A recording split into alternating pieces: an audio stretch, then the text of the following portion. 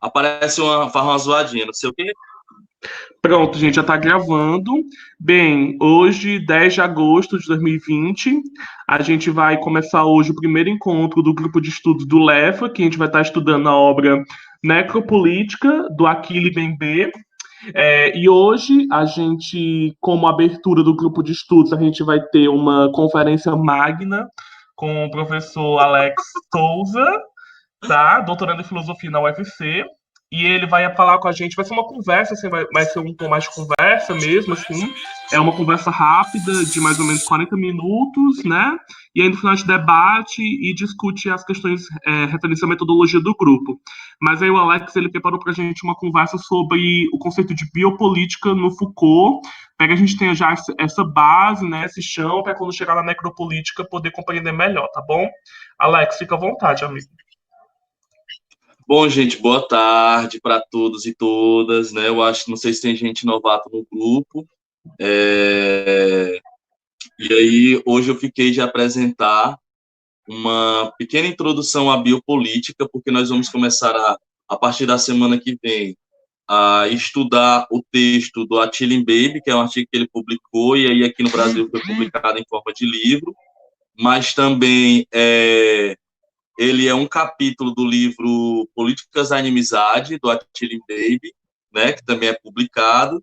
E aí a gente combinou nesse primeiro momento a gente falar um pouco de biopolítica em Foucault, porque justamente há um diálogo muito próximo dessa ideia de necropolítica com a ideia de biopolítica. Na verdade, o Achille Mbembe problematiza toda uma questão, né, que eu também vou me debruçar agora, não tenho tanto conhecimento, sobre a sociedade, né, sobre a questão das relações de poder, como elas se dão, num foco muito direcionado à população negra também, à história, não da população negra, mas há um diálogo muito próximo dele.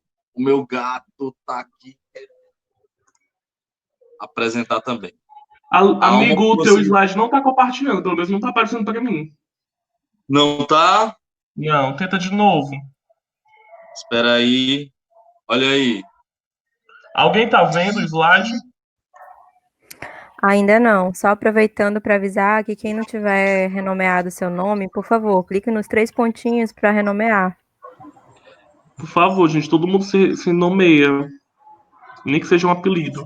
Tem um fellowdista, eu vou mandar mensagem pro fellowdista. Bom, posso, Lucas? Sim. Sim, aí a ideia é justamente nesse primeiro momento a gente fazer essa apresentação sobre a biopolítica para que no momento que a gente for dialogar e por ler mais os textos, né, por ler o texto do Achille Mbembe, a gente possa ter algumas ferramentas, pelo menos no plano conceitual Foucaultiano, para poder dialogar, né, com o que o Mbembe está falando. E aí eu quero saber se o slide está aparecendo aí, gente. Aqui. Amigo, ainda não. Ainda não, Alex. Tenta de novo. Fala, eu estou aqui tentando. Mas vamos lá. Enquanto se tu quiser, tu pode me enviar e eu posso compartilhar. Pronto. Enquanto eu vou aqui verificando a questão do slide, eu quero dizer para vocês que eu não vou falar diretamente, no primeiro momento, de biopolítica, porque eu acredito que para compreender um pouco da questão da biopolítica, né, na verdade, das tecnologias, da ideia de relações de poder em Foucault, a gente precisa também compreender uns outros conceitos, e aí eu vou fazer uma pequena rememoração sobre a ideia de poder soberano, poder disciplinar, para a gente também ir na questão do poder, do biopoder. E aí, se der tempo, e eu espero que dê, eu separei 2 leituras para a gente poder fazer e fechar a ideia, pelo menos na ideia de biopoder em Foucault. Espero que dê, eu acredito que se a gente conseguir fazer tudo, nós vamos conseguir sair desse momento com uma ideia inicial bem legal sobre a Achille Mbembe. Ô, Lucas, eu mandei para ti pelo WhatsApp, tu acha que dá certo? Tu mandou para mim só o texto. Não, mandei agora. Mandei o texto agora. Ah, tá. A apresentação. Tá. Visto, amigo, exporta para mim em PDF, porque o meu PowerPoint não tá funcionando. Deixa eu ver se eu consigo projetar. Pera, acho que vai dar certo. Vai dar certo. Deu certo, peraí. Eu vou compartilhando, aí tu fala quando tu quer que eu passe, tá bom? Tá certo. Pode, já quiser começar. E aí, gente, eu vou colocar no grupo agora um texto, que eu acho que eu já, não sei se eu coloquei, é o texto justamente que a gente vai utilizar hoje. Eu coloquei no texto. Quem puder baixar, eu coloquei assim, ó, texto para apresentação. No decorrer, vai chegar uma hora que eu vou pedir para a gente, em conjunto, fazer essa leitura. Lucas, não apareceu o slide. Não apareceu? Não sei se foi só para mim. Tá aparecendo agora, Lucas. Tá só Tá. carregando. Tá carregando ainda.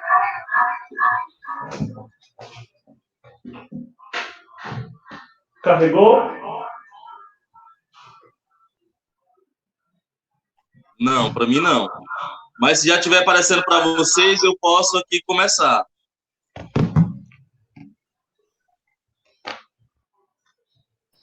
Aqui não rolou nada ainda, não.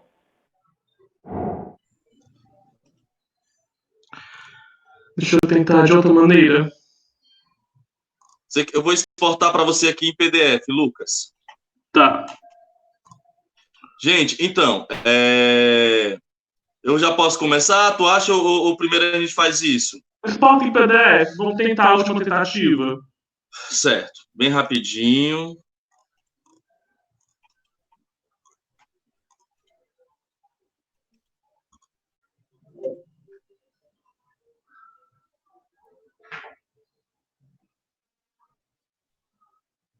Apresentação. Pronto.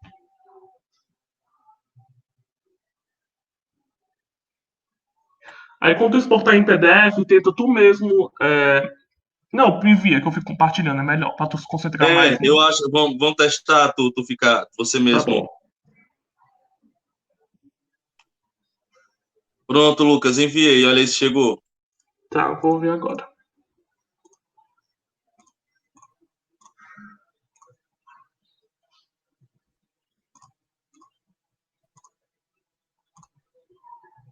Chegou.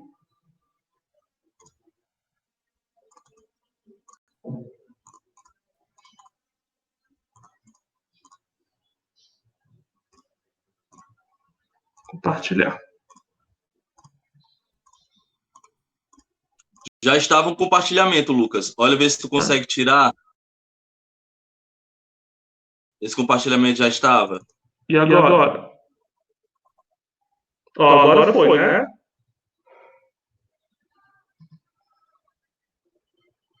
Vocês conseguem ver? Vocês conseguem ver? Amiga, ainda não. Não. Eu acho que tá com problema no teu sinal. Peraí. Alex, me manda, deixa eu ver se eu consigo agilizar aqui. Certo. Larissa, deixa eu tentar só a última vez aqui, aí eu mando pra ti, se der certo aqui. Agora deu. Apareceu alguma coisa Ó, aí. agora foi, mas agora deu. Foi no de quem aí? Eu não tenho a menor ideia. Alguém consegue ver? Peraí, ainda. E foi aqui. Olha de deu Lacerda. certo. Foi no da Ah, Foi no de Lacerda. Lacerda? Pronto. Gente, Ótimo. viajei, Pelo menos desculpa. Pronto, Foi da vai, Rocha, amigo. amigo. Desenrola. A Rocha? Bom, gente, então... Pra vocês assim, verem, cliquem no meu coisinha pra ficar grande pra vocês, entendeu? Só clicar na minha bolinha. Pronto, pode falar, Alex, desculpa. Bom, gente, nosso grupo, a gente tem lido nos últimos meses, né, sobre Spinoza, Deleuze, sobre o Bergson, e há um diálogo muito próximo, eu acredito, entre esses pensadores, que eles não trabalham todos do mesmo modo, mas há um diálogo muito interessante entre o que eles colocam, e eu acredito que o que a gente vai falar hoje vai ter uma proximidade, e vocês, eu acredito que vão sentir um pouco disso, com o que a gente já vinha trabalhando. Mas é interessante a gente perceber que o Foucault, ele tem uma postura de trabalho muito característica dele, né? E eu acredito que também é uma uma prática de pesquisa que dá uma segurança metodológica muito forte a ele. E eu acredito também que muito do que da expansão ao qual ele atingiu, né, das ressonâncias a qual ele deu, tem uma proximidade muito grande com essa apropriação ou essa outra forma de trabalhar a, a história, né, os discursos, como ele faz, né? E aí a gente justamente coloca que ele teve um período de uma metodologia chamada arqueologia, outra genealogia, mas o interessante é que ele se debruça sobre discursos e sobre espaços nas instituições, na história, que a história comum ou que a forma de produzir a verdade como ela se dava, ou a própria filosofia, não dava tanto atenção, né? E aí é muito interessante que o Foucault, quando ele faz isso, dá acaba criando uma forma muito específica dele trabalhar e que, no meu ver, eu costumo dizer que é muito difícil de alguém pegar, muitas vezes, na munheca do Foucault, porque ele vai lá e faz um esmiuçamento muito grande e ele coloca os fatos históricos, não os fatos, mas os discursos que comprovam a produção de uma determinada verdade.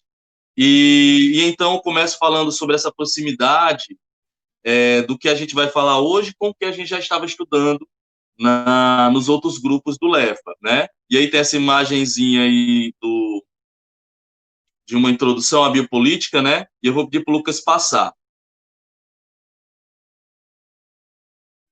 Então, para a gente compreender um pouco, acredito, na verdade, para a gente compreender o Foucault, é importante a gente, no meu entender, né, se debruçar sobre essas três ideias, né, que são muito caras ao Foucault. Essa ideia de relações de poder está totalmente relacionada à questão do saber e do poder, né? Quando nós estudamos, pelo menos assim, nós que estamos na filosofia, e também as pessoas que estão em outros cursos, né? Mas quando tem lá a sua aula de introdução à filosofia, disciplina de introdução à filosofia, ou quando algum professor trabalha filosofia política, qual é a ideia que se coloca de poder, né? Parece que a gente sempre, ao analisar uma teoria política, sempre vai naquela ideia macro do poder. Tenta compreender, às vezes, como surge um poder, mas toda a análise parece que ela se debruça sobre a figura macro do poder. A gente pode perceber na questão do próprio Platão, né, quando ele diz lá quem deve ser o político, também no Maquiavel, ou nos filósofos contratualistas, ou no Marx, né? Parece que as grandes teorias políticas, elas se debruçam sobre a ideia de um poder que é um poder macro. Foucault nunca negou que isso seja importante.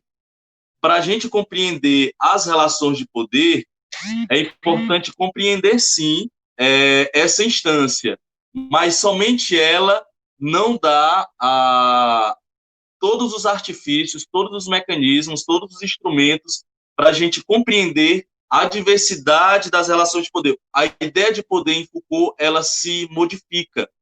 E aí ele dá uma atenção muito importante àquilo que ele chama de micropoder, né? O que seriam esses micropoderes? Seriam instâncias na sociedade, né? Que ele dá por exemplo, no período ele dá muita atenção à produção, a esses micropoderes relacionados às instituições. Depois ele vai dar uma atenção à relação desses micropoderes com o Estado. Ele vai criando uma série de saberes sobre essas relações de poder, mas o interessante é que o Foucault ele dá ele dá uma atenção outra à ideia de poder, focando justamente numa outra perspectiva, para compreendermos toda a rede de poder, vamos dizer, como o poder está na sociedade, é preciso a gente dar atenção a espaços da sociedade que não foram observados pelas instâncias de saber. Vou dizer que não é que não foram observados pelas instâncias de saber, porque justamente quando ele vai dizer, ele vai falar sobre esses micropoderes, ele vai dar uma atenção justamente à questão dos saberes científicos.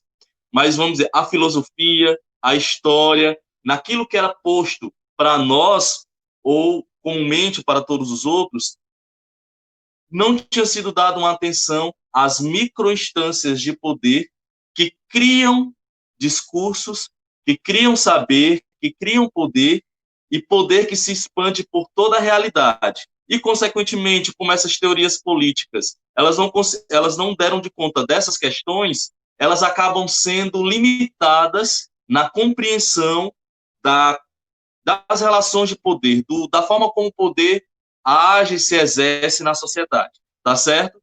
E aí o Foucault ele faz esse trabalho, e aí eu quero tocar nessa ideia de relação de poder. Vamos dizer de uma forma resumida, qual é essa ideia de relação de poder? Que o poder, ele se dá na forma de relação entre as pessoas. Ela pode haver um poder macro, onde haja sobre nós, né? Por exemplo, ninguém pode duvidar que a polícia, na figura do Estado, exerce um poder sobre nós, ou tem um poder na sociedade. Ninguém pode negar isso, certo? Mas eu também não posso negar que eu também posso estar exercendo poder agora sobre vocês e vocês sobre mim. E eu sobre a minha família, sobre o meu irmão, sobre os meus alunos sobre mim, os professores sobre mim. Quer dizer, a ideia de uma relação. Foucault coloca isso como uma ideia primordial para se entender as relações de poder. Por quê? Porque a forma desses poderes estar permeando na sociedade vai ser... Para isso acontecer, é imprescindível essa ideia de relações de poder. Então, quando você, por exemplo, vai compreender um caso que acontece, por exemplo, numa região extremamente isolada do Brasil ou de qualquer lugar do mundo, e aí você começa a perceber que lá naquela fala, lá naquela localidade, os discursos que se produzem ali está todo articulado por uma discursividade de verdade que é muito próxima, por exemplo, da zona urbana, ou que foram construídas algumas instâncias. E o que vai dizer? Para a gente compreender como é que esse poder chega lá, como ele se ramifica por essas microinstâncias da sociedade, é preciso a gente dar atenção à ideia de relações de poder, certo?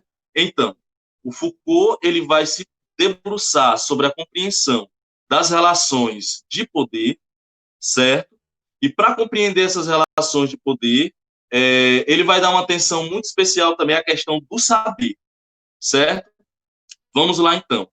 Uma das novidades que o Foucault traz mais importantes para a história da filosofia foi uma coisa que muitos pensadores ainda não tinham trago. Qual é? A de que os discursos científicos podem ser utilizados para o exercício de poder. E esses discursos científicos, que se dizem científicos, não necessariamente precisam ter uma cientificidade para poder exercer o poder. Só o fato dele ser um discurso científico já dá uma legitimidade para ele agir, certo? Essa é uma das grandes novidades. Então, se tu tá lá na área da arquitetura, se você está na área da filosofia, da psicologia, na história, no direito, o que o Foucault vai dizer é o seguinte: não é porque você é um filósofo, um historiador, um psicólogo, um psicanalista, um médico ou qualquer outro cientista que o seu discurso vai ser um discurso científico e vai trazer uma verdade, como nós poderíamos dizer, científica. Esse discurso que é produzido por uma área de saber, e esse saber é um saber, o que o Foucault se debruçou foi sobre esses saberes científicos, ele pode ser um saber todo permeado com uma intencionalidade. Qual é essa intencionalidade? Exercer poder sobre os outros, né? E aí o Foucault dá uma série de exemplos, ele mostra como foi construída várias formas de saber durante a história, né? Eu, nesse semestre, tenho um plano de estudar novamente um livro com mais atenção, que é um livro que são As Palavras e as Coisas, no qual Foucault mostra os períodos de surgimento dos saberes, né? Lá do Renascimento até hoje, né? E aí ele vai dizer que até o que ele chama de modernidade, né? E é muito interessante como lá ele dá uma atenção especial às ciências humanas. As ciências humanas, elas surgem no determinado contexto, no determinado período, tá certo? E essas ciências humanas, muitas delas relacionadas à saúde, como a psiquiatria, a psicologia, elas foram utilizadas para exercer um poder sobre os sujeitos, certo? E aí, gente, no decorrer eu posso estar falando sobre isso, mas eu queria justamente iniciar com esse ponto. É importante na nossa leitura sobre Foucault compreender a ideia de relações de poder. É importante compreender a importância dos saberes. E olha, gente, até hoje isso é muito importante. Até hoje nós observamos como os saberes eles estão de forma muito, ou de forma direta, ou de forma muito esmiuçada para poder legitimar um exercício de poder, certo? E aí eu já vou me coçando, vou falar, né? Por exemplo, nós vimos o exemplo daquela pesquisa que saiu dizendo que o Ceará, a grande parte das origens étnicas do Ceará, dos cearenses, eram origens, o termo que eu esqueci, mas vamos dizer europeias, né? Qual é a intenção da Era produção dessa eslavas, não era não, pesquisa? amigo? Oi? Eslavas. Pois é. Qual é a intenção dessa Nórdico. pesquisa? Isso, nórdicos. Qual é a intenção dessa pesquisa? Quais são os efeitos de poder que essa pesquisa, que esse saber científico pode ter? Isso é um exemplo claro de como os discursos científicos podem ser utilizados como mecanismos de poder, e a gente não sabe como, por exemplo, em microinstâncias, essa pesquisa pode ser utilizada. Como para algumas pessoas que já têm um discurso fascista, né? E eu quero dizer que o fascismo, gente, ele pode estar em todos nós. Ele pode estar dentro de mim, pode estar dentro do Lucas, pode estar dentro de qualquer um de nós. A questão é que a gente precisa fazer um exercício para não deixar, vamos dizer que essa linha de força fascista ela chegue em nós, que a gente não reproduza, né? Mas como isso pode ser utilizado por sujeitos que estão muito subjetivados dentro dessa lógica fascista? Como isso pode ser utilizado dentro de uma eleição, como dentro de uma religião, dentro de uma família? Então, o que é que acontece? Parto, então, desse primeiro momento, falando isso e tentando dar essa primeira visão geral sobre o Foucault, que eu acho que é super importante para a gente entender o decorrer do que eu vou falar. Por favor, Lucas. Bom, todos nós, quando vamos, então, estudar Foucault, ouvir um pouco Foucault, sempre é tocado essas três ideias, né? Poder soberano, poder disciplinar e biopoder. Eu estou colocando, então, aqui, a partir do próprio Foucault, que esses três termos se referem a três tecnologias de poder. Há três formas de exercício de poder. Podem existir outras, mas aqui o Foucault identifica, vamos dizer, no mundo ocidental, é o exercício desses três tipos de poder. O poder soberano, o poder disciplinar e o biopoder, certo? Às vezes, algumas pessoas confundem, né? Querem colocar arqueologia e genealogia, que está tudo permeado. Mas a arqueologia e a genealogia se referem às metodologias de Foucault, ao modo como Foucault se debruçou sobre as coisas. A metodologia. Esses conceitos já são conceitos que surgem dessa pesquisa que Foucault realiza, tá bom? Lucas. Bom, o poder soberano. Eu peguei bem rapidinho, vou só citar, porque a gente não tem muito tempo. A década de 70 é conhecida como a década onde o Foucault se debruça sobre uma série de pesquisas, ele realiza uma série de pesquisas sobre a ideia de poder, sobre a forma como o poder se relaciona com o saber, não é? E aí, as duas obras publicadas nessa década, publicada por ele mesmo, né? Não é um curso, foi a obra Vigiar e Punir e o livro História da Sexualidade. É justamente nesse livro onde ele vai colocar de forma publicada, e isso é muito importante, porque nos cursos do Foucault é muito experimental. Então, a gente sempre tem uma atenção redobrada sobre o que o Foucault fala nos cursos, né? E quando as pessoas vão publicar, vão fazer a situação de curso, tem uma atenção muito grande sobre isso. Mas uma obra publicada, não. Quer dizer que ele teve toda uma intencionalidade, teve todo um cuidado, e aí ele decidiu publicá-la, né? E o início dessa obra, Vigiar e Punir, eu acredito que vocês já devem conhecer, ela inicia com a apresentação de um caso, que é o caso do Damiãs, que é o exemplo claro de um poder soberano, certo?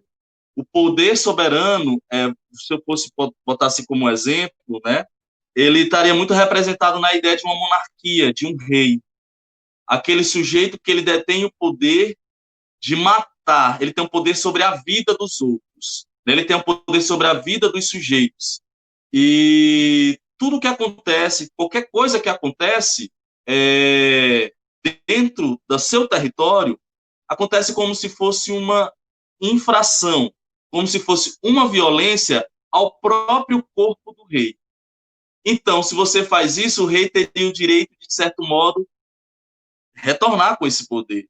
E esse poder, mas eu não quero muito me aprofundar nisso, não. O que eu quero dizer é o seguinte: o poder soberano, ele se refere a uma forma de exercício de poder, a uma tecnologia de poder, na qual o suplício é a principal estratégia, vamos dizer, para tentar subjetivar as pessoas, né? Vou, então, abrir só um parênteses aqui, que eu acho que esse conceito é importante. O conceito de sujeito. O Foucault, ele sempre coloca nos seus cursos, nas suas obras, que o ponto central que ele sempre quis analisar foi a questão da subjetividade. E para compreender a subjetividade, você tem que compreender também a ideia de verdade, que é construída num determinado período. Por quê? Porque essa relação e a forma como esse sujeito se relaciona com essa verdade que vai produzir a sua subjetividade. Como é que se dava, então, a forma dessa produção de subjetividade, vamos dizer, sob o poder soberano? Na minha leitura do Foucault, é como se o Foucault dissesse que o poder soberano ele é ineficaz diante de uma nova modalidade econômica que estava surgindo, que era o capitalismo. O capitalismo estava surgindo, né? Estava surgindo toda uma forma de produzir diferente, e a forma de poder, como era exercida no poder soberano, como era então, qualquer erro, ou se você quisesse passar a verdade para alguém, o rei passava essa verdade através do suplício. Se você, então, cometesse um crime, aquele suplício que era feito em público era, de certo modo, o seguinte: olha, vocês que estão olhando, aprendam, a verdade é essa. Quem não cumprir a verdade será punido desse modo.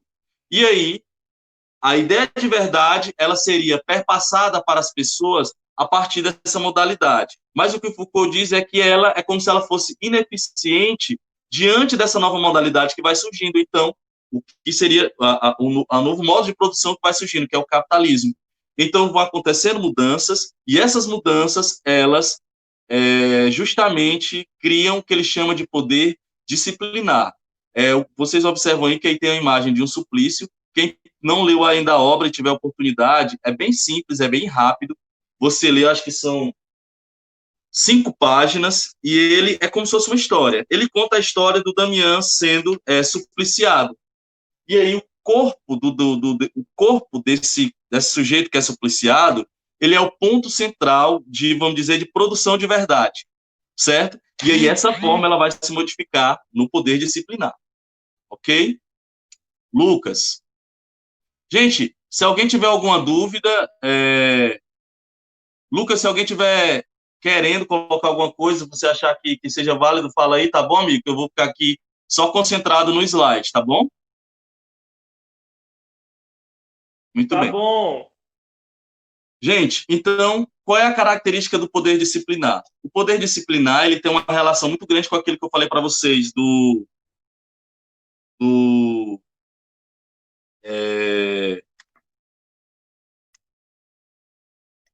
da ideia de micropoder, tá certo?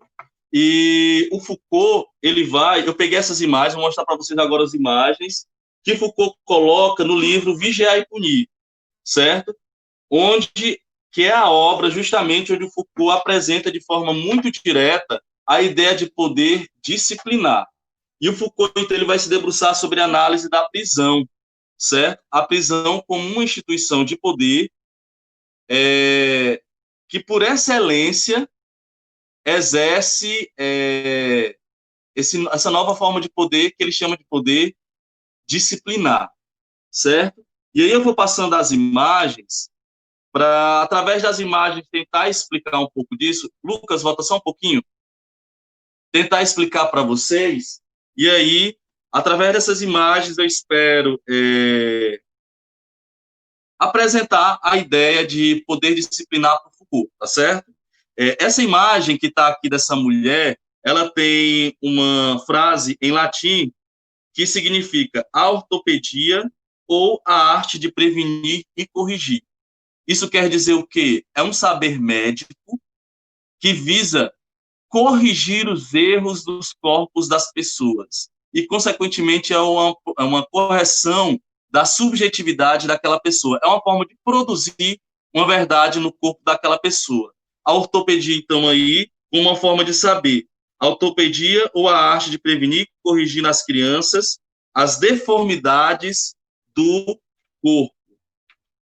Essa outra imagem aí que está à esquerda é justamente um exemplo do panóptico, não é? Que é justamente, eu não estou nem conseguindo encontrar aqui, porque está aqui, 17, é uma planta do Benta. Eu vou até pegar o livro aqui, só um instantinho, gente.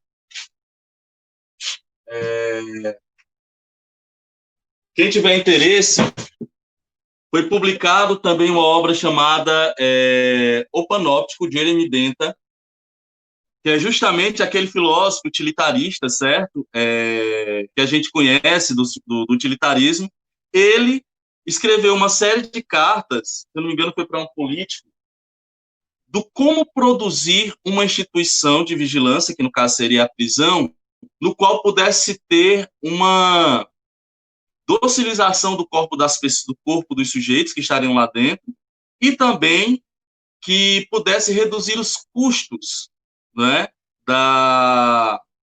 desse exercício de poder. Como é que se construiria essa instituição? E aí esse livro justamente tem uma série de cartas que o Benta envia explicando como se produz o panóptico. E aí à esquerda vocês estão vendo justamente a figura do panóptico, que seria uma instituição, uma arquitetura, né? Ela está no plano da arquitetura, no qual em todas, como é que eu posso dizer? O sujeito que está preso, ou o sujeito que está dentro de uma instituição panóptica, ele vai se sentir a todo momento vigiado. Então, como ele se sente a todo momento vigiado, certo? Desculpa. Se ele está a todo momento vigiado, se ele cometer um erro, ele vai ser punido.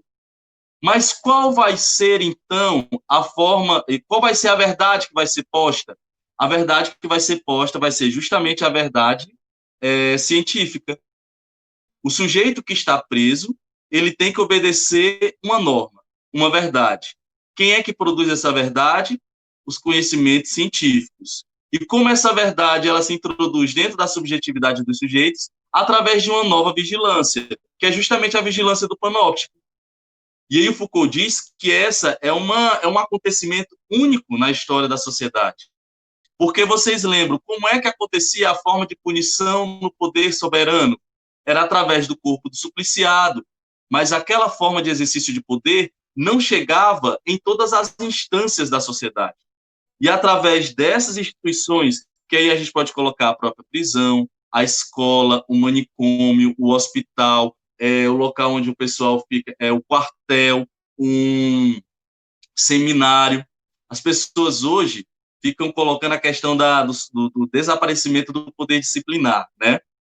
Mas se a gente observar como é que muitos movimentos de direita se colocam como exército, e eles reproduzem todo um comportamento que é adquirido dentro, ainda hoje, de instituições disciplinares, e que quem possivelmente tem amizade, por exemplo, com pessoas que estão se formando em grandes seminários, percebem como o poder disciplinar ainda é forte hoje, né? Eu queria ter trago aqui outras imagens, porque eu também esqueci, de algumas escolas de Fortaleza. Até a escola que eu trabalho, que foi construída no século passado, na década de 70. Mesmo de uma forma diferente, a sua arquitetura é panóptica. Então, o que é que acontece? Esse exercício de poder disciplinar, certo? É uma nova forma de exercício de poder que vai conseguir criar um mecanismo que vai chegar nas instâncias mais distantes da sociedade. E aí eu já dou uma sugestão, quem tiver curiosidade de ler o curso Os Anormais. O curso Os Anormais, o Foucault vai tipo assim, olha, como é que se constrói a ideia de anormalidade? E ele vai dar vários exemplos da masturbação, dos gêmeos siameses, né, do hermafrodita. E aí, no final do curso, ele coloca um caso de um rapaz que comete um pequeno crime relacionado à questão de sexualidade, né? E ele diz, olha, como se modifica a forma de punir as pessoas em pouco tempo. Então, ele mostra a produção da discursividade verdade, e depois ele mostra como aquele poder chega nas mínimas instâncias. Ora, gente, o poder do suplício, a forma de suplício, por mais que ela fosse uma forma de exercício de poder, ela não era tão eficiente quanto o poder disciplinar, que atrelado ao novo modo de produção que estava surgindo, que era o capitalismo, certo? Teria que dar de conta de uma nova demanda. Docilização dos corpos, né? Disciplinar os corpos, fazer com que os corpos estejam dispostos a trabalhar, que sejam saudáveis também, mas também que sejam corpos que não tenham perigo político, que não possam reivindicar, ou que estejam disciplinados de modo tal que sigam a verdade que foi posta.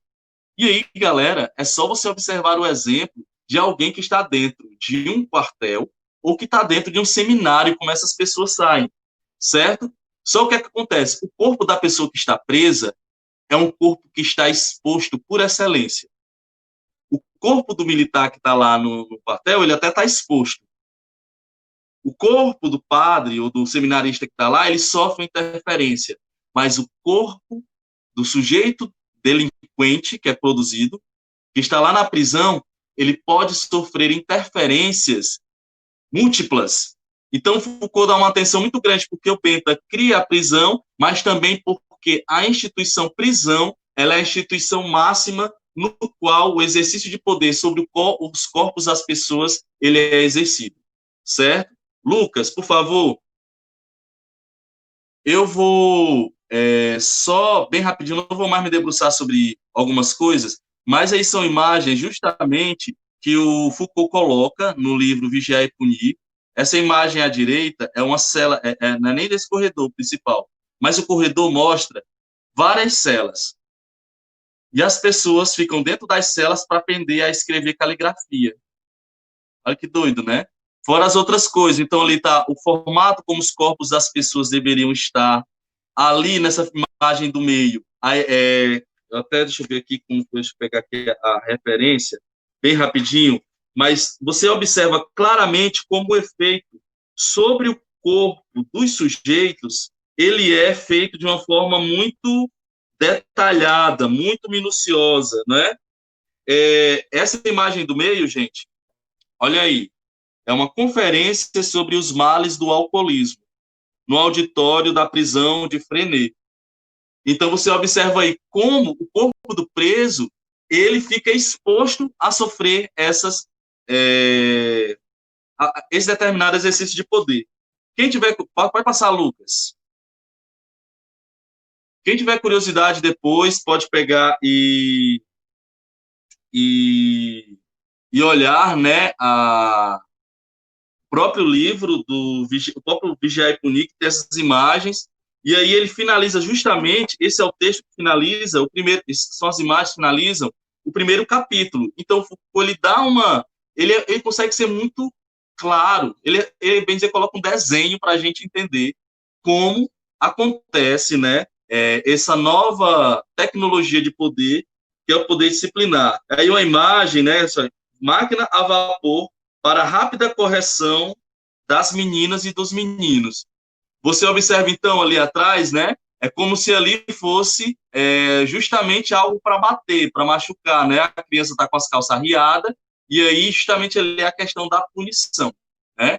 E aí você observa, então, a relação entre saber, poder, e aí esse poder que está sendo produzido nessas instituições, você pega a ideia de relações de poder que eu coloquei lá no início.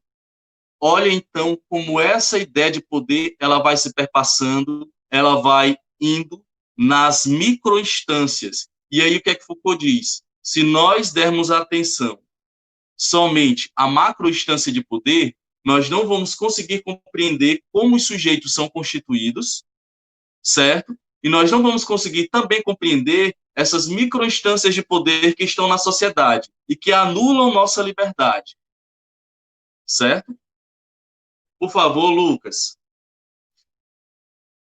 Então, essas são as duas imagens finais, eu acho. A imagem da direita é a imagem de alguém que está preso numa cela, numa prisão panóptica. Essa pessoa, a primeira vez que eu senti o peso dessa imagem foi quando eu me imaginei estando no lugar de uma pessoa dessa. Você estando dentro de um lugar onde você não pode agir do modo que quiser, porque você não sabe se tem alguém lá na torre do meio te vigiando. Então você se comporta do jeito que foi colocado, que foi posto. Aquilo vai se internalizando. É uma pressão psicológica tão grande na pessoa que, ao mesmo tempo que se dá essa pressão, ela é um mecanismo para a constituição da subjetividade. E é interessante como o Foucault, quem também tiver curiosidade de saber um pouco detalhadamente isso, tem uma entrevista que o Foucault dá, está lá no Microfísica do Poder, certo? Que eu acho que é sobre a sexualidade, onde ele vai dizer bem direitinho como tudo acontece, ele vai dar o exemplo, por exemplo, de operários, como é que o poder chega nas instâncias mais longínquas, né? E aí, galera, essa imagem, né, daquela ideia de pau que nasce torto, né?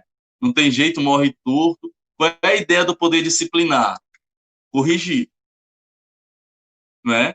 E aí tá a imagem dessa árvore com um tronco reto no meio, e aí os saberes científicos vão auxiliar as instituições de poder a realizar essa ideia na normalização dos sujeitos, tá certo? E aí é uma interferência diretamente sobre o corpo dos indivíduos. Lucas, você pode só voltar aí uma imagem, um instante? Volta. Mais uma, por favor. Tá aí, ó. Aquela. A do meio. A outra imagem. Lucas? Passa só um, amigo. Pronto. Já que ele passou, vou para não se demorar mais, pronto. Vejam essa imagem do meio da palestra sobre o alcoolismo.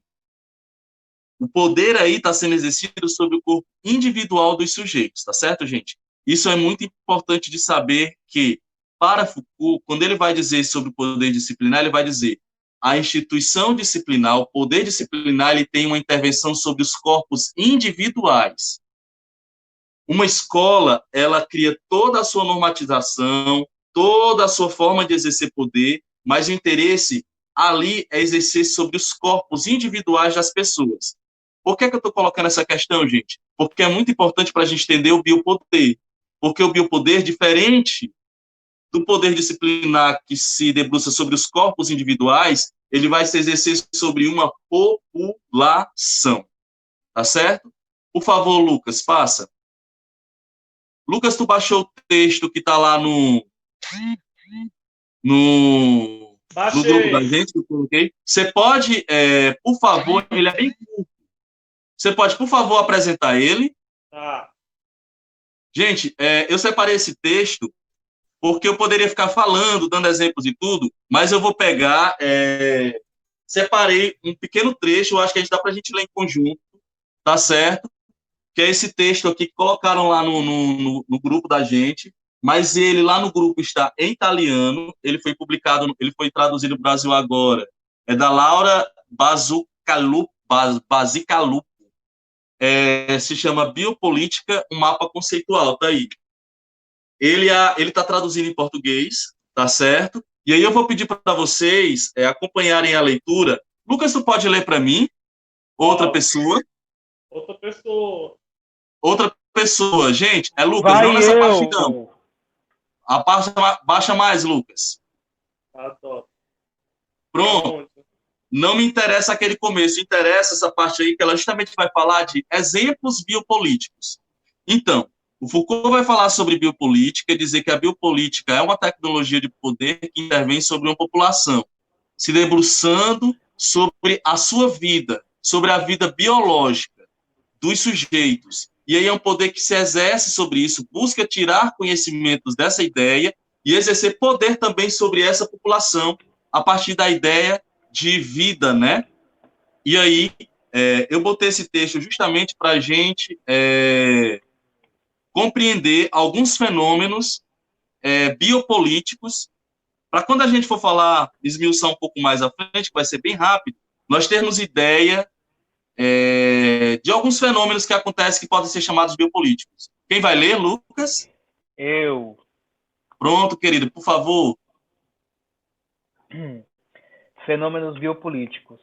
O que existe em comum entre fenômenos tão distintos como a violenta radicalização dos conflitos internacionais e o recurso à guerra como solução ou simplificação dos problemas é o terrorismo que faz política com e sobre a vida, bombas humanas e vítimas humanas, não usadas como preço de luta política, mas como muda exibição de um impossível diálogo, uma gestão policialesca das populações em permanente estado de exceção e, portanto, o enfraquecimento das garantias jurídicas em nome de uma segurança, nome de segurança e sobrevivência.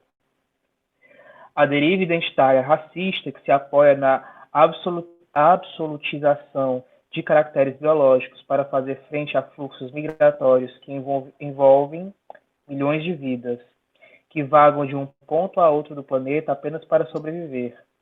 O recurso a dispositivos emergenciais de exceção para gerir tais fluxos humanos, dispositivos que colocam as vidas nuas dessas pessoas, privadas de tutela jurídica, em contato direto com medidas de policiamento e com o estado de exceção vigente, nos campos de acolhimento, de certa forma, extrajudiciais. Os desastres que explodem nos pontos mais díspares do planeta e despejam em nossas casas, midiaticamente, os corpos das vítimas envolvidas e o gigantesco movimento emocional e econômico das ajudas humanitárias, pobreza e necessidades cada vez mais geridas por fora do âmbito dos direitos. Mais ainda, o que existe em comum entre esses fenômenos geopolíticos e a explosão midiática de casos de foro estritamente privado, como aquele de Eluana Englaro, que fogem à originária dimensão privada de vida e morte e são filtrados e dispostos por decisões políticas públicas.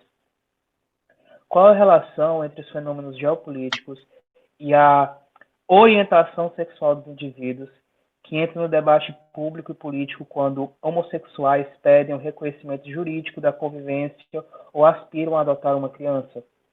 Qual a raiz que agrupa essas perguntas, entre aspas, sobre aquele estranho síntagma que serve para uma indiscutível legitimação de toda a política, os direitos humanos, cuja estrutura é contraditória como o direito e a vida aos quais se referem?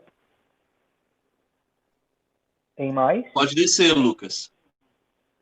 O que existe em comum com o viés prepotente, invasivo, inusual que adquirem a fisicalidade, o biológico, os atos sexuais de uma figura pública, ou seja, a vida no seu sentido mais banal no jogo político? E, por fim, o que existe em comum entre todo esse complexo de fenômenos tão intrinsecamente heterogêneos e a irrefreável medicalização do corpo através das biotecnologias e das grandes políticas de saúde, das campanhas de prevenção, do screening das populações em risco ou da regulamentação das condutas alimentares? Em comum existe isso. São fenômenos políticos nos quais está envolvida diretamente a vida biológica dos homens, do homem enquanto ser vivente. Trata-se de fenômenos bem distintos. Alguns no cone da sombra da morte e da violência, outros que parecem remeter à solitude cativante das terapias do culto à vida. Contudo, esses fenômenos possuem em comum uma virada da política em direção à vida biológica, como se a vida tivesse assumido para si a gestão da vida biológica, inscrevendo-a num programa de proteção e de memória que entra no território da produção do humano e da domesticação do ser, como anuncia o título de uma recente obra de Peter Sloterdijk, selecionando e rejeitando para o não humano e para tudo e para o sobre-humano toda e qualquer vida patogênica capaz de ameaçá-la ou que simplesmente é inadequada. Pronto. Muito obrigado. Quem foi que leu? Ítalo, eu. Oi, Ítalo. Obrigado, querido. Gente, eu peguei esse trechozinho da obra da Laura, porque quando a gente muitas vezes fala sobre biopolítica, nós ficamos sempre naquela história, muitas vezes pegando só os exemplos que o Foucault coloca, né, da natalidade, da mortalidade, que, lógico, são primordiais para a gente também perceber, né, como se dá essa produção, mas nesse texto que acabamos de ler, nós observamos como essa análise sobre a biopolítica é extremamente atual. Aonde você observar fenômenos ligados ao direito, entendeu? Ao exercício de poder, a questão da produção, das questões das lutas, né, de movimentos sociais minoritários, na questão da violência, na questão dos movimentos migratórios, uma série, uma diversidade, na questão das tecnologias, você pode observar como isso que o Foucault, esse conceito que o Foucault coloca em voga, que é a ideia de biopolítica, é super importante. Para a gente compreender o neoliberalismo como uma racionalidade que no presente cria uma discursividade que nos subjetiva e nos incita a se tornar unicamente mercadoria, vamos dizer mais ou menos isso, né? Nós precisamos compreender a biopolítica. Se a gente quer compreender a violência urbana, se quer compreender também a retirada de direitos, nós vamos precisar de analisar a biopolítica. Para compreender, por exemplo, como microcasos do direito podem interferir na vida de um país todo, ou de uma comunidade toda, compreender a biopolítica é importantíssimo, né? E aí, por exemplo, eu cito o texto da Wendy Brown, onde o livrozinho dela, Nas Ruínas do Liberalismo, onde ela coloca o caso de um boleiro, que eu acho que é um boleiro que um boleiro, ele se recusa a fazer um bolo para um casal de homossexuais. Eu acho que é mais ou menos esse caso. Eu não estou lembrado agora. E aí, justamente, do plano do direito, é construído toda uma série de argumentos para justificar o fato do boleiro não querer fazer o bolo para os sujeitos homossexuais. Então, o que é que acontece? Você percebe como, dentro do plano do direito, a ideia de direito universal de um, ela acaba sendo prioridade para anular o direito universal de outro. Então, é interessante também como a questão dos direitos humanos é colocada aqui. Então, assim, eu queria, com esse texto, mostrar como há uma multiplicidade de formas a gente compreender essa questão, né, da vida, né, na questão política no presente. Né? Acho que o José estava aqui, eu lembro que ele coloca sempre a ideia do problema dele na questão da anulação de uma determinada população, a questão dos povos indígenas, né, da região dele. Para mim, e é claramente todo discurso que justifica anular ou excluir ou matar de forma simbólica e até mesmo de forma corporal, destruir uma população, ali está por trás toda uma estratégia biopolítica e toda a produção de uma discursividade biopolítica. Lucas, você pode colocar novamente o slide? Tá com o slide. Tu quer que eu passe? Passa, eu não tô vendo. Tá vendo, não? Gente, vocês estão vendo? Sim. Estamos, está no slide de biopolítica, que está aparecendo a capa do livro. Ai, pronto. Lucas, se tu puder botar o slide, Tá com slide. Tu quer que eu passe? passa, amigo, que eu não estou conseguindo enxergar, não. Mas passa aí. Tá na capa do livro do Silvio. Pronto. No grupo do Foucault, nós fizemos um momento de apresentação do Foucault, não é? E utilizamos o texto introdutório escrito pelo Roberto Machado, do livro Microfísica do Poder. E aí tem uma citaçãozinha dele que eu tirei, e também tem uma citaçãozinha dessa obra do Silvio Gadelha, né, que é o orientador, meu orientador e orientador do Lucas de Lacerda. E aí tem um resumo. Foucault também explica muito diretamente, gente. Quem tiver interesse, o Lucas colocou lá no grupo da gente a aula do dia 17 de março. Isso. Essa aula é uma aula de biopolítica, né? Quem tiver interesse em saber sobre biopolítica em Foucault, eu dou essa referência que o Lucas já colocou, que é o livro que é a aula do dia 17 de março, o último capítulo do livro História da Sexualidade, A Vontade de Saber, né? É um livro que parece que muita gente está deixando de ler ele, mas é um livro primordial, né? Porque ele trata muitas questões, além de ser uma obra publicada por Foucault, outros artigos e também o livro Segurança, Território e População. O livro Nascimento da Biopolítica, gente, o Foucault diz que ele justamente estava querendo mostrar ali a racionalidade neoliberal para compreender a biopolítica. Só que ele não chegou a falar de biopolítica. Mas é muito interessante como as análises sobre do segurança, território e população, sobre a ideia de governamentalidade, sobre a ideia de racionalidade neoliberal, estão extremamente relacionadas com a ideia de biopolítica. Então, se nós quisermos, né, quem está aí nas artes, na história, no direito, na psicologia, seja onde for, é importante tentar perceber a articulação entre todas essas questões. Outra pessoa pode ler essa citação do Silvio Gadelha, pode passar, Lucas, para botar na citação. Aí a gente vai aqui, gente, já leu uma citação que tenta resumir a ideia de poder disciplinar e poder e biopoder. Tá certo? Outra pessoa pode ler, gente? Eu posso. Por favor. Desde aproximadamente o fim do século XVIII, duas diferentes tecnologias políticas de dominação entraram em funcionamento nas sociedades ocidentais modernas, com certa defasagem cronológica, sobrepondo-se uma à outra. Num primeiro momento, temos uma tecnologia disciplinar do corpo-organismo, uma anátomo-política do corpo, as disciplinas, que procede por efeitos individualizantes, que tomam por objeto de seu exercício o corpo-organismo dos indivíduos, aqui entendido como um feixe e ou foco de forças, que por sua vez necessitam de ser trabalhados, adestradas através de sua distribuição, composição com o tempo e o espaço, vigilância e normalização, de modo a que se tornem simultaneamente maximizadas em termos econômicos e minimizadas politicamente em suas capacidades de oferecer resistência.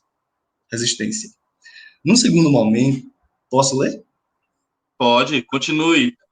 Num segundo momento, observamos a instituição de uma nova tecnologia política, distinta da que acabo de descrever, mas que com ela irá se compor e a ela se sobrepor, cuja singularidade está no fato de centrar-se na vida, no vivo, ou seja, no fato de tomar por objeto, agora, o corpo espécie da população. Esses dois diferentes tipos de tecnologias políticas perfazem, de acordo com Foucault, como que duas séries, dois conjuntos de mecanismos, atuando em níveis distintos, uma no micro, outra no macro, mas sem que, por isso, se excluam mutuamente. A primeira tem a seguinte composição: população, organismo, disciplina, instituição.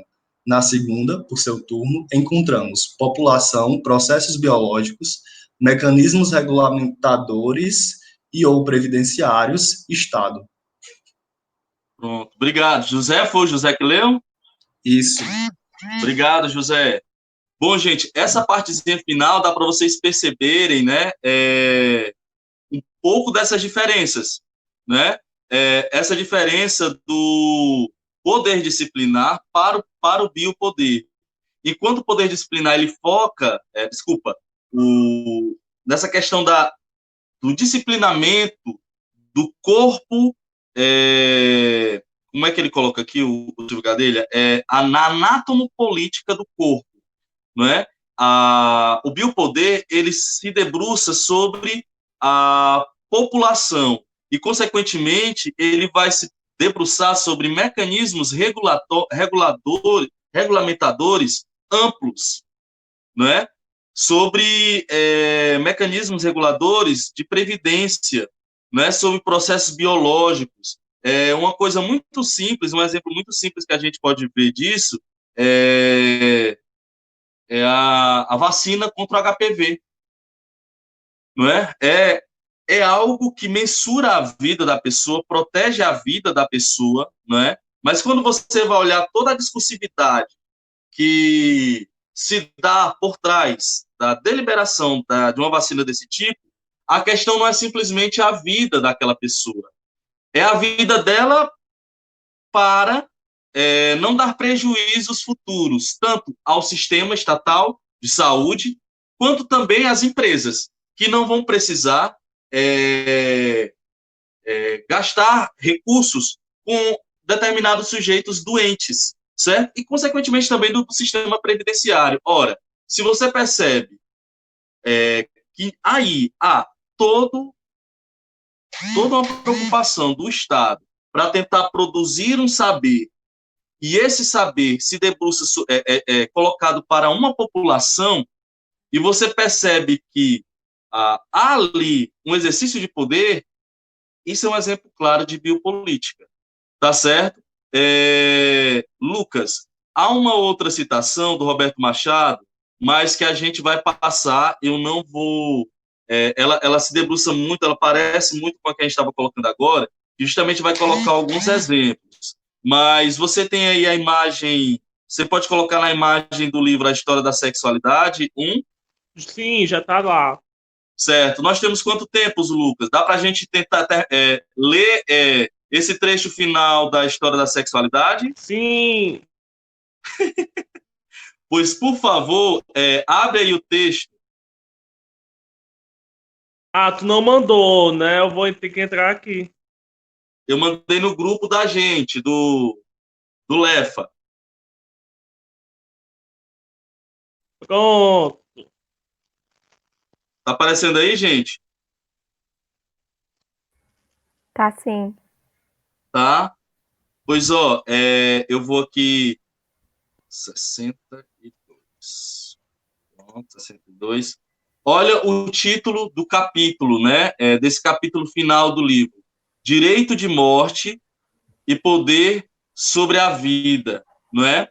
O Foucault vai dizer, gente, que no biopoder, nessa nova tecnologia de poder que surge, não é? E quanto no poder soberano, o rei, vamos colocar, né? O soberano, ele tinha o poder de vida e de morte sobre os sujeitos, ele podia, de forma direta, fazer matar, como no caso do Damiens, que foi supliciado. No biopoder, ele não faz matar mais. Acontece o contrário, ele faz viver. O biopoder, essa nova tecnologia de poder, ela faz os sujeitos viverem.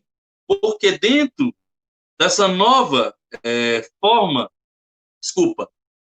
a partir do surgimento desse modo de produção que é o capitalismo, a ideia de sujeitos que sejam saudáveis, que sejam sujeitos que, de maneiras diversas, sejam úteis e também sejam dóceis, nessa nova realidade, a vida dos sujeitos devem ser mensuradas. Não é? Então, se no poder soberano se podia matar, aqui a ideia não é que se pode matar, mas se deixa morrer. Não é? Eu vou finalizar.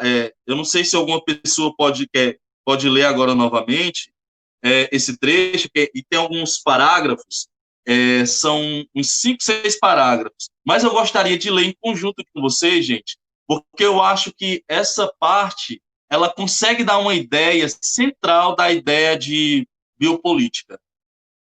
Ela consegue exemplificar, né, o Foucault consegue exemplificar, né, a ideia de biopolítica, e ele coloca várias ideias. E eu acho que, depois dessa leitura, nós podemos sair, pelo menos é o que eu desejo, né, que a gente saia, pelo menos, com a ideia mínima do que seja o biopoder, certo? Mas, antes de passar para essa parte, eu queria só dizer uma coisa. O poder soberano, o poder disciplinar e o biopoder, eles não são, gente, eles não se dão um depois do outro de forma desarticulada, desculpa, consequentemente. Primeiro veio o poder soberano, aí acabou. Depois veio o poder disciplinar, aí acabou o poder disciplinar. Depois veio o biopoder. Não. Todas essas 3 tecnologias de poder, elas podem elas podem ser realizadas. E o poder, e um exemplo claro disso, né, e eu acho que o Foucault deixa muito claro isso, na última aula do Segurança, Território e População, que é onde ele fala, quem quiser saber um pouco, ler um texto onde o Foucault fala sobre o nazismo e o fascismo, ele fala principalmente do nazismo e da experiência socialista, né, ele coloca que a experiência do nazismo é um caso claro do exercício dessas 3 tecnologias de poder ao mesmo tempo. Soberano, poder soberano, um poder disciplinar e um biopoder, certo? E aí eu já convido, né, quem quiser se debruçar mais, o Foucault é muito claro, ele é muito rápido, a ler essa aula. Mas quem pode, gente, se voluntariar para poder ler, iniciar a leitura desse capítulo, dessa parte que eu separei? Eu posso. Por favor, Pepe. Por muito tempo, um dos privilégios característicos do poder soberano fora o direito de vida e morte. Sem dúvida, ele derivava formalmente da velha pátria potestas, que concedia ao pai de família romano o direito de dispor da vida de seus filhos e de seus escravos, ou de retirar-lhes a vida, já que a tinha dado. O direito de vida e morte, como é formulado nos teóricos clássicos, é uma fórmula bem atenuada desse poder. Entre soberano e súditos, já não se admite que seja exercido em termos absolutos e de modo incondicional, mas apenas nos casos em que o soberano se encontra exposto em sua própria existência. Uma espécie de direito de réplica. Acaso é ameaçado por inimigos externos que querem derrubá-lo ou contestar seus direitos? Pode, então, legitimamente, entrar em guerra e pedir a seus súditos que tomem parte na defesa do Estado, sem se propor diretamente à sua morte. É-lhe ilícito expor-lhes a vida. Não consigo ler mais o resto. Expor-lhes a vida. Nesse sentido, exerce sobre eles um direito indireto de vida e morte. Mas se foi um deles que se levantou contra ele e infringiu suas leis, então pode exercer um poder direto sobre sua vida, matá-lo a título de castigo. Encarado nestes termos, o direito de vida e morte já não é um privilégio absoluto, é condicionado à defesa do soberano e à sua sobrevivência enquanto tal. Seria o caso de concebê-lo como Hobbes, como a transposição para o príncipe do direito que todos possuiriam, no estado de natureza, de defender sua própria vida à custa da morte dos outros? Ou deve-se ver nele um direito específico que aparece com a formação deste ser jurídico novo que é o soberano? De qualquer modo, o direito de vida e morte, sob esta forma moderna, relativa e limitada, como também sob sua forma antiga e absoluta, é um direito assimétrico. O soberano só exerce, no caso, seu direito sobre a vida, exercendo seu direito de matar ou contendo-o.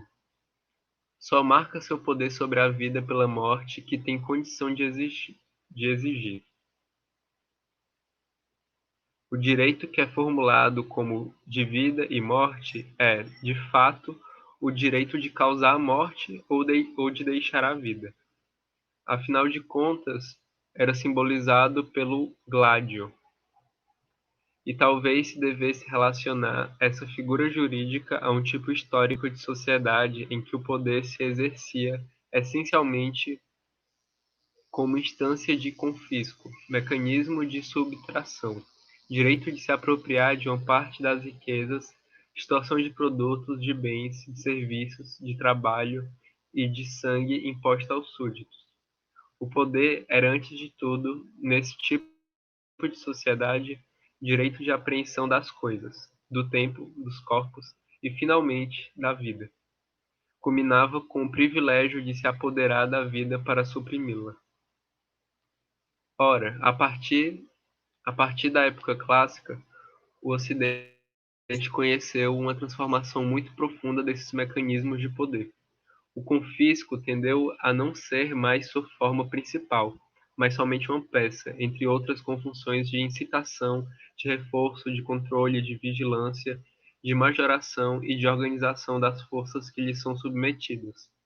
Um poder destinado a produzir forças e fazê-las crescer e ordená-las mais do que abarrá-las, dobrá-las ou destruí-las. Com isso, o direito de morte tenderá a se deslocar, ou pelo menos a se apoiar nas exigências de um poder que gere a vida e a se ordenar em função de seus reclamos. Essa morte, que se fundamentava no direito do soberano se defender ou pedir que o defendessem, vai aparecer como um simples reverso do direito do corpo social de garantir sua própria vida, mantê-la ou desenvolvê-la. Contudo, jamais as guerras foram tão sangrentas como a partir do século XIX e nunca, guardadas as proporções, os regimes haviam até então praticado tais holocaustos em suas próprias populações. Mas esse formidável poder de morte, e talvez seja o que lhe empresta uma parte da força e do cinismo com que levou tão longe seus próprios limites, apresenta-se agora como o complemento de um poder que se exerce positivamente sobre a vida, que empreende sua gestão, sua majoração, sua multiplicação, o exercício sobre ela de controles precisos e regulações de conjunto. As guerras já não se travam em nome do soberano a ser defendido, travam-se em nome da existência de todos. Populações inteiras são levadas à destruição mútua em nome da necessidade de viver. Os massacres se tornaram vitais. Foi como gestores da vida e da sobrevivência dos corpos e da raça que tantos regimes puderam travar tantas guerras, causando a morte de tantos homens. E, por uma reviravolta que permite fechar o círculo, quanto mais a tecnologia das guerras voltou-se para a destruição exaustiva, tanto mais as decisões que... Vixe, me perdi.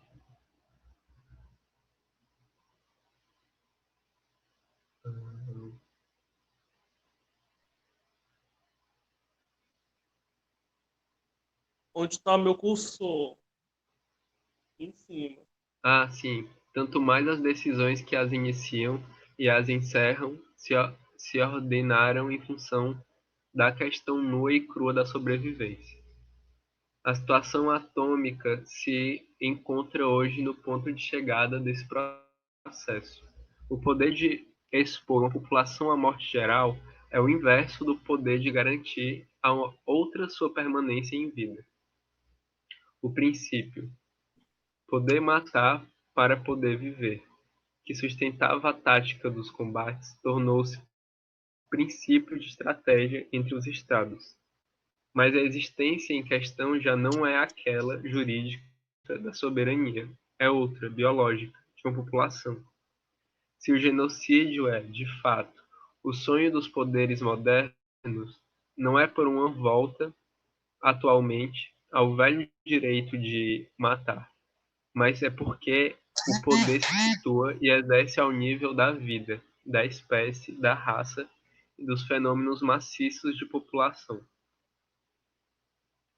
Poderia ter tomado em outro nível o exemplo da pena de morte. Por muito tempo, ela foi, juntamente com a guerra, a outra forma do direito de gládio. Constituía a resposta do soberano a quem atacava sua vontade, sua lei, sua pessoa. Os que morrem no cadafalso se tornaram cada vez mais raros, ao contrário dos que morrem nas guerras. Mas foi pelas mesmas razões que estes se tornaram mais numerosos e aqueles mais raros. A partir do momento em que o poder assumiu a função de gerir a vida, já não é o surgimento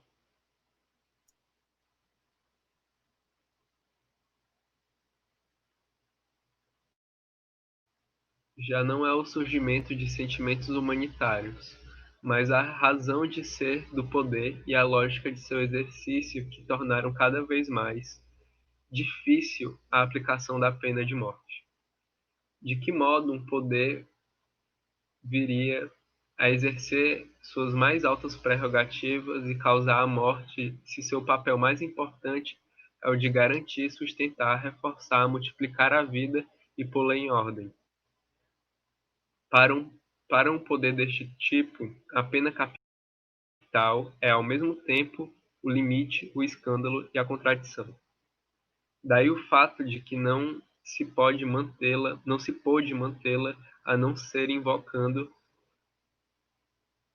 nem tanto a enormidade do crime quanto a monstruosidade do criminoso, sua incorrigibilidade e sua salvaguarda da sociedade. São mortos legitimamente aqueles que constituem uma espécie de perigo biológico para os outros. Pode-se dizer que o velho direito de causar a morte ou deixar viver foi substituído por um poder de causar a vida ou devolver a morte.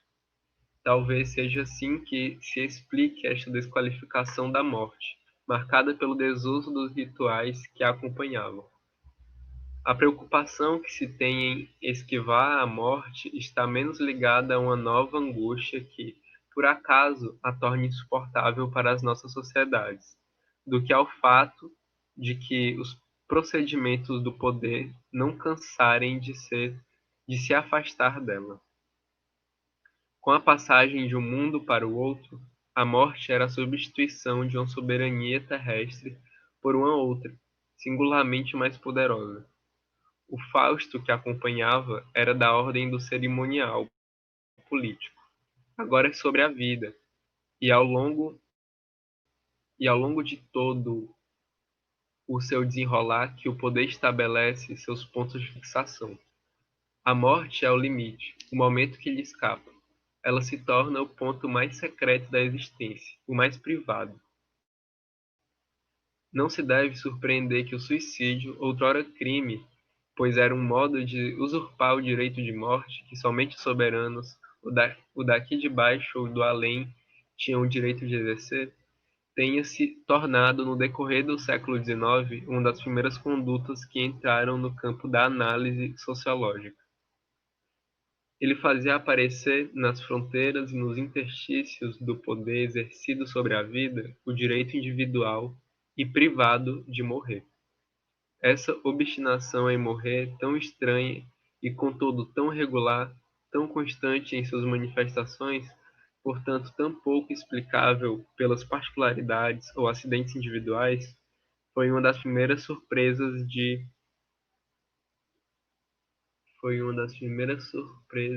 uma sociedade em que o poder político acabava de assumir a tarefa de gerir a vida.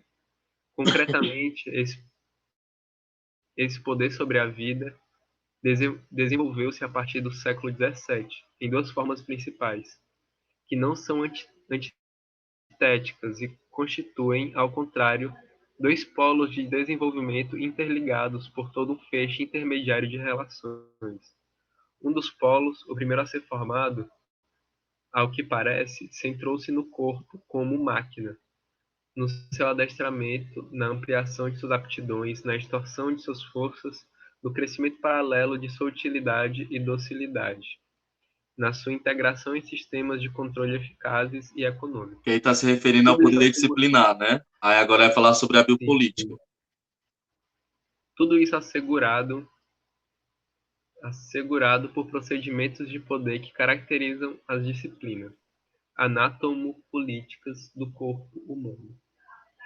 O segundo, que se formou um tempo mais tarde, por volta da metade do século XVIII, centrou-se no corpo espécie, no corpo transpassado pela mecânica do ser vivo e como suporte dos processos biológicos, a proliferação, os nascimentos e a mortalidade. O nível de saúde, a duração da vida, a longevidade, com todas as condições que podem fazê-las variar. Tais processos são assumidos mediante toda uma série de intervenções de controles reguladores. Uma biopolítica da população. As disciplinas do corpo e as regulações da população constituem dois polos em torno dos quais se desenvolveu a organização do poder sobre a vida. A instalação, durante a época clássica, desta grande tecnologia de duas faces, anatômica e biológica, individualizante e especificante, voltada para o desempenho do corpo e encarando os processos da vida, caracteriza um poder cuja função mais elevada já não é mais matar, mas investir sobre a vida de cima a baixo.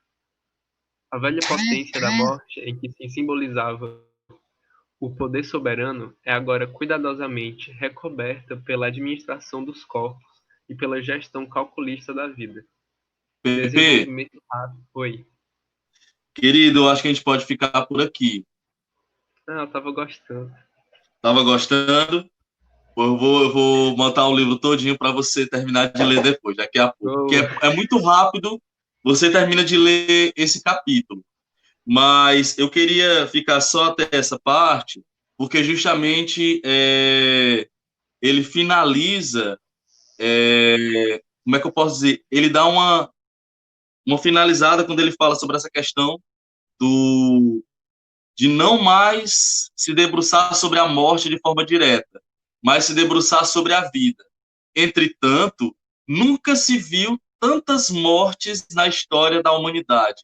Nunca se teve tantos fenômenos onde se morreu tanta gente de uma vez só, como após ao poder soberano, né? E aí é muito interessante como nessa parte, porque justamente, né, o Foucault tem essas coisas. Quando ele está chegando no final, ele é muito didático, ele faz esse resumo. Vocês perceberam que ele falou sobre o poder soberano, depois o poder disciplinar e depois sobre o biopoder, e ele coloca justamente essa questão da biopolítica da população, certo? Mas, quando ele coloca a questão, por exemplo, do suicídio, o suicídio, ele entra, ele é uma das primeiras questões a entrar dentro da análise sociológica. Entretanto, isso não quer dizer que a morte, por mais que agora seja visto com outros olhos, como algo, por exemplo, que agride o poder, isso não quer dizer que esse próprio Estado, ele alimente, ou ele, de algum modo, incite a produção de morte. Vamos dizer, ou incita, ou possibilita que determinados corpos devam morrer. E aí, aqui o Foucault, ele não coloca isso muito claro agora, mas na aula do dia 17, que eu já citei, que o Lucas colocou lá, ele faz uma análise muito clara sobre a ideia de racismo de Estado. Certo, gente? Então, o que é que acontece? Por que é muito interessante essa análise do Foucault sobre a biopolítica? Porque o Foucault vai começar, gente, a fazer uma coisa que ele não tinha feito ainda anteriormente, que é tentar articular de forma direta a questão do exercício de poder com o Estado. E aí o curso O Nascimento da Biopolítica, né, o Nascimento da Biopolítica, o Segurança, Território e População, eles acabam dando justamente esse viés de uma relação clara, na verdade, essa análise que o Foucault fez, né, sobre o poder, mas relacionando essa análise com a questão do Estado, porque ele tinha sempre se debruçado muito sobre as micro-relações de poder, sobre como essas relações de poder eram produzidas nas instituições, ok? E aí, essa questão que a gente está colocando do biopoder, além da gente compreender essa questão do poder sobre uma população, é importante porque, pelo menos para a gente que está pesquisando Foucault, é onde ele faz essa aproximação, né? E aí, com isso, gente, eu termino. Eu espero, e aí vocês vão dizer aí, se acaso deu para a gente compreender um pouco da ideia de poder, de relações de poder, poder soberano, poder disciplinar, biopoder, e a partir dessas duas leiturazinhas, eu acho que o Lucas colocou lá o texto do Peter, né? Há outros textos, né? Esse livro eu adquiri agora, da Laura, que é justamente o vocabulário não, a Biopolítica, um mapa conceitual, mas se eu fosse dizer em quais textos o Foucault fala de forma muito direta sobre biopolítica, seria aquela aula que o Lucas colocou, que é a última aula do curso. Em defesa da sociedade. Isso, em defesa da sociedade. Essa última parte do livro, A Vontade de Saber, o curso Segurança, Território e População. Porque no Nascimento da Biopolítica ele vai se debruçar sobre o neoliberalismo, que, como eu disse, tem uma relação direta com a biopolítica. Mas quem quiser pegar a questão de conceitos, né, para relacionar com outras ideias, né, são nessas obras. E aí, gente, a potência que isso que o Foucault criou, né, esse arsenal conceitual que o Foucault criou. O Agamben analisa o Foucault, cria toda uma análise sobre o estado de exceção, dialogando muito com Foucault, lógico, não é somente a partir dele, né? Senão ele seria só um reprodutor, mas ele é um comentador, como muitos de nós somos. Mas ele dialoga diretamente com Foucault, o próprio Attila Mbembe, quando ele fala sobre a necropolítica, que a gente vai se debruçar. Eu estava lendo um texto, que eu até compartilhei lá a imagem com vocês no grupo, onde se tem o termo ecopolítica, onde justamente, que aí é muito doido, porque esse cara que, aonde eu estou, né, assim, é a questão de todo esse discurso sobre a sustentabilidade, os discursos sobre a vida da natureza, sobre a vida do meio ambiente, quer dizer, há toda também uma discursividade em torno disso que pode se relacionar com a biopolítica. Nesse texto que eu estava lendo, que eu posso compartilhar com vocês, que é do Guilherme Castelo Branco, ele fala também do outro cara que o Silvio Gadelha está trabalhando, está pesquisando também, que é o Simondon, o próprio Peter Sloterdijk, né, que tem um cara que aqui no Brasil, a gente que é da filosofia, conhece ele um pouco bem, né, das comédias que tem dele e tudo, mas ele é considerado um intelectual singular, né, no campo da educação e da filosofia, que ele trouxe muita coisa, que é o Paulo Giraldelli, né, aquele livro 10 lições sobre Peter Sloterdijk, o Giraldelli que traz. O Giraldelli ele tem uma leitura muito forte sobre a filosofia pragmática e a filosofia da diferença, né, ele tem até um livro bem interessante, quem tiver curiosidade, que é a filosofia e o corpo, onde ele relaciona justamente, onde ele mostra como o corpo está nas análises filosóficas, né, da história da filosofia. Hoje também a gente tem um outro conceito, tem uma colega nossa, né, que ela está no outro grupo, que a gente tem com a Priscila, lá na quinta-feira, né, que é a Raquel Rocha, que ela está pesquisando, mas é um conceito que muita gente está pesquisando, que é o conceito de... Rapaz, com a questão das tecnologias, algo... Algoritmos, Big Data. Isso, governamentalidade algorítmica. que aí também se relaciona com a biopolítica.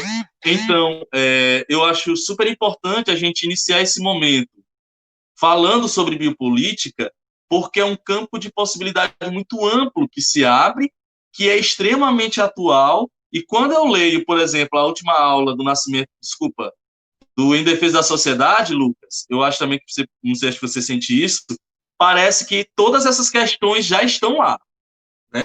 É muito forte o que o Foucault fala lá. E aí, gente, eu encerro aí a fala, se tiver alguma coisa para a gente comentar depois, mas espero que tenha dado para a gente fazer essa introdução legal. Alex, queria agradecer a sua fala, foi muito legal poder te ouvir. Tá me ouvindo? Tô, querida. E aí, Priscila? Tá cansada aí, né, de tanto que você falou. Vou Não até é, mulher? botar a câmera aqui para te ver. Eu acho, assim, gostei muito da sua fala, achei que foi bem didática, né, passando por vários momentos dos textos do Foucault. E isso que você falou mesmo, acho que os textos lá que você também citou, os anormais, né, quem lê os textos dos anormais, eles conseguem entender muito bem essas relações de o saber da psiquiatria, né, sendo constituída sobre essa ação dos corpos, desse corpo doente que está ali no hospício, né.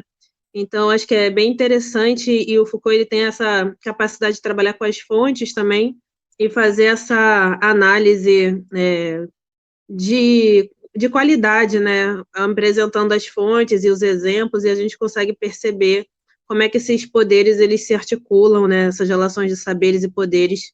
Então, era mais para falar mesmo que a sua fala foi muito boa, e destacar esse texto, né, dos anormais, o poder psiquiátrico, que são cursos muito, muito bons sobre essas questões, assim, no sentido de dar muitos exemplos, né, ali tem muitas fontes, ele trabalha com muito material, né, histórico, então é bem legal.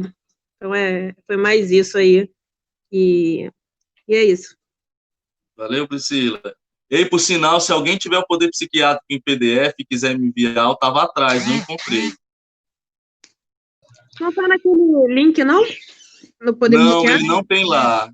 Ele não tem lá o poder psiquiátrico. Se alguém tiver... Tu já viu um link que eu compartilhei lá, que é do tal do ARG? É um site que tem o Foucault em todas as línguas. Tem em inglês, em francês, em espanhol. Não sei se você já viu lá. Não, mas depois manda de novo. Até porque, né, o meu orientador no doutorado não deixou citar nada em português, então eu tive que citar o Foucault todo em francês. E lá tem todas as obras do Foucault em francês, então, às vezes, no doutorado, quando o pessoal começa a ficar meio chato com a questão da tradução, lá tu encontra tudo e não precisa nem comprar, né? Tá tudo lá no site. Então, depois eu te passo o link, só tem que logar. Aí você loga e você encontra tudo. Tem Deleuze, tem Foucault, tem quase todos os autores lá e na língua original, né? Que é o melhor. Tá bom, Priscila, obrigado. Valeu. Gente, eu queria pedir que a gente ligasse as câmeras. A gente podia, né, para agradecer o Alex, fazer uma fotinha, né, que foi de fato uma aula magna, Alex, parabéns, foi incrível. Eu acho que realmente, para quem não conhecia Foucault, acho que foi uma excelente introdução mesmo, de maneira assim, bem panorâmica. Por conta do horário, a gente não vai ter como conversar mais, né, infelizmente, já é quase 3 horas, mas acho que foi de fato uma excelente abertura do grupo de estudos. Agora a gente vai já para o necropolítica, acho que um pouquinho mais armado, pelo menos. Vamos, gente, abrir as câmeras, fazer uma fotinha. Ó, a Resina apareceu! Vamos fazer uma fotinha do nosso primeiro encontro. E aí, eu também queria que a gente ligasse as câmeras para a gente poder discutir a questão do horário, né? Eu tinha proposto inicialmente de ser de 1 às 2, e eu queria saber se alguém não pode, ou se alguém prefere um outro horário e pudesse propor. E que vocês falassem, tá? Era bom que vocês falassem, mesmo ligasse a câmera e tal, falassem se esse horário tá bom, se preferem outro. Alguém não pode, tem dificuldade nesse horário? Todo mundo pode? É o momento agora de falar, tá?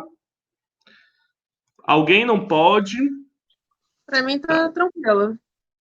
Tá. Tá, então a gente fica nesse mais ou menos 1 hora de encontro, né? Porque, como a gente falou, a ideia é que seja um grupo mais leve, né? Porque tá todo mundo com 1000 disciplinas, né? Então, é um grupo mais leve. Hoje a gente extrapolou porque foi ótimo, a gente permitiu, mas nos próximos a gente tenta fazer realmente 1 horinha mesmo, assim, para não ser tão cansativo. Mas foi ótimo hoje. Lucas, deixa eu perguntar uma Oi. coisa. Só vai ser esse grupo de todos os outros que tinham, que vocês faziam, só vai ficar esse grupo? Esse é o do Foucault. O do Foucault é nas terças-feiras. E aí o do Foucault, por enquanto, o Alex está com uma programação de convidados, né? Toda semana tem um convidado relacionando o Foucault com alguma área da ciência, da arte, ciências humanas. O Alex pode até falar melhor. E Vai aí, ser que horas? 2 horas? 2 horas, exatamente, 2 horas. 2 às 5h30, né, Alex? Isso, não, a gente estava no início prevendo de 2 às 3h30. Só que está se estendendo até às 4 e no máximo 4h30. Mas é isso mesmo, toda terça iniciando às 2. Semana passada foi uma exceção, porque o professor não poderia à tarde, e aí foi naquele horário da noite. Mas terça-feira às 2 horas. Isso. Gente, cadê? Um monte de gente aqui, ó. Oscar, cadê, ó? Cirilo, ligar as câmeras aí, ó. Só as cabras velhas estão ligando as câmeras, que diabo é isso? Tô achando estranho. As novatas abriram e as cabras velhas não ligaram. Diabo é isso? Liga aí. Quem não ligar, eu vou dar ban. Eu tô aqui, ó, sociedade punitiva. Vamos lá. Amiga, tô deitada. Mulher, Ô, liga essa bicha. câmera aí, coloca aí pelo menos Cadê, um a- de cadê a cabelo. de psicanalista aí? Organiza aí a imagem. Aí, gente, ó, retomando sobre a metodologia do grupo, né? A gente vai trabalhar com mediações, tá? Todo encontro vai ter mais ou menos 2, 3, enfim, independente do número mediadores. E a ideia é que a gente possa debater mesmo o fragmento do texto. No próximo encontro sou eu, tô sozinho, então se alguém quiser entrar no encontro da próxima semana, fique aí o convite, mas é importante que todo mundo esteja em algum encontro e também que vocês relacionem a leitura com a pesquisa de vocês, com o background, com a área de vocês, porque aqui a gente tem pessoas de áreas diversas, né? Filosofia, sociologia, arquitetura, biologia, psicologia, arte. É um campo muito diverso. Então, a ideia é que vocês peguem isso e relacionem com o mundo de vocês. Assim, entrem em devir com o texto e compartilhem, porque a ideia é que a gente compartilha aqui. E tal hora o grupo ele fica muito filosófico, então é legal que vocês tragam questões das áreas mesmo, para a gente compartilhar os saberes e todo mundo aprender, tá? Agronomia, enfim, peguem viagem e tragam, enfim, vamos compartilhar saberes, tá bom? Enfim, a ideia é essa, e aí no próximo encontro eu vou mediar, mas tá aí para quem quiser. Quem não entrou ainda na mediação, coloca o nome lá no grupo, viu, gente? Por favor, não esquece, coloca o nome lá de qual dia você quer mediar, tá? São 6 páginas, é super curtinho, dá para ler com calma, é só uma hora de encontro. Tá, então vamos lá. A restante da galera, bora ligar a câmera, a gente faz uma fotinha? Vamos, gente, please, vai. Vai. Ô, Lucas, deixa eu aproveitar para fazer um convite também para a galera, que quinta-feira, às 5 horas da tarde, a gente está com um grupo também de apresentações de trabalhos e debates. Depois eu vou postar lá o calendário no grupo do Lefa. Tem sua apresentação também, se não me engano, é dia 3 de setembro. Então, tá aberto os próximos dias, né, para o pessoal apresentar. Vai ter debate com o pessoal de diversas áreas, gente de antropologia, de sociologia, de educação. Então, assim, é um lugar mais de as pessoas poderem... Muita gente interessada em Foucault, que querem relacionar os seus trabalhos com Foucault. Então, assim, é interessante para ter esse lugar de apresentações e de debate. E até para o pessoal daqui, que, assim, eu não conheço muita gente que está aqui. Se o pessoal daqui também quiser apresentar trabalhos lá para a gente se conhecer e criar esse laço, né? O Alex já apresentou, você vai apresentar. Então, é para a gente poder se conhecer também. Se o pessoal tiver interesse, depois a gente pode ir organizando os próximos encontros. Posta o calendário lá no grupo para o pessoal ver. Tá bom, eu vou postar, e aí quem se interessar, depois do dia 10 de setembro, tem horário, assim, vago, sem programação, para o pessoal poder ir se organizando e querer apresentar. Aí apresentar sua pesquisa, debater, nada de muito rebuscado nem nada, não. Mas para a gente se conhecer o que cada um pesquisa, conhecer as pessoas, né? Criar esse ambiente aí de debate também. Perfeito. Pois é isso, gente, foi ótimo. Gratidão, até segunda. E amanhã tem o grupo de Foucault. Alex, fala o que é que vai ter amanhã no de Foucault. Sim, amigo. Gente, E amanhã a vai ser hora bem e a foto, legal. por favor. Oi? Vai, tirem aí a foto. Tirem a foto e coloquem lá no grupo. Ah, Vão tirando a foto. Amanhã, gente, quem vai estar falando com a gente vai ser um colega da gente, o nome dele é Pablo Severiano, ele é professor do curso de Psicologia aqui da UFC, então ele é bem desenrolado, sabe? Eu gosto muito das coisas que ele escreve de forma muito objetiva. Eu vou baixar alguns textos dele, vou botar lá no grupo, mas, assim, amanhã vai ser eu acho que dá um pano para manga, porque a psicologia, né, essa questão é um ponto muito, vamos dizer, singular no presente, né? E que a gente, cada um acaba, de certo modo, ou dialogando em pesquisa ou relacionando com a própria vida. Então, eu acho que o Pablo ele consegue dialogar muito bem com isso. Então, acho que vai ser bem legal. Quem tiver afim, tá convidado, vai ser amanhã. Daqui a pouco eu vou colocar no grupo o convite. E aí nós vamos amanhã sobre Foucault e psicologia, depois eu acho que é Foucault e a história, depois é Foucault e a educação, depois Foucault e a linguística, e depois Foucault e a arte. Ficou pro final, Foucault e a arte. Mas vai ser bem legal. 2 horas amanhã. Essa mesma sala, nesse mesmo bate-horário. Sai 2 horas, né? o horário do próximo encontro, gente. Sim, ficou combinado de ser de 1 às 2. Vai se continuar de 1 às 2, não vai ser. Não, Porque eu mas achei. Enfim, tá ok. por que tu achou o quê? Não, é porque eu achei que cada um ia colocar e tal, dizer assim, pra mim melhor esse horário e tal. Eu achei que 1 hora é muito cedo, pra falar a Por que verdade. tu não Tipo falou? assim, Eu perguntei. eu comecei, tipo assim, almoçando e acompanhando você. Né? É isso. É Mas minha hora do estilo também, não gostei, não. Olha, 2 horas é melhor. De 2 Eu a acho, 3. eu concordo com o Oscar, eu acho que 2 horas é melhor. Olha aí, ó, aí começa, tá vendo? Vocês ficam tudo guardando, aí quando começam a falar, vem tudo vai dar ó. 2 horas. 2 horas é melhor. Positivo. Vezes. Ó, gente, esse grupo tem que ser autogestado, pelo amor de Deus, gente, pelo amor de vamos se colocar. Viu? Então, 2 horas, pode ser. Alguém não pode 2 horas? Ó, o PP tá pedindo 1h30. Ai, é o diferentão. 1h30 ou 2 horas. 1h30 ou 2 horas. Eu prefiro 2. Pois eu vou botar uma votação lá no grupo e vocês vão se colocar lá no Ai, grupo. meu Deus, tu vai fazer outro formulário, eu não acredito. O povo não fala. Aí lá, etapas. É isso, gente. Vai, gente, põe isso. Tchau. Viu? E comentem lá qual vai ser o dia de vocês, que vão mediar. Tchau.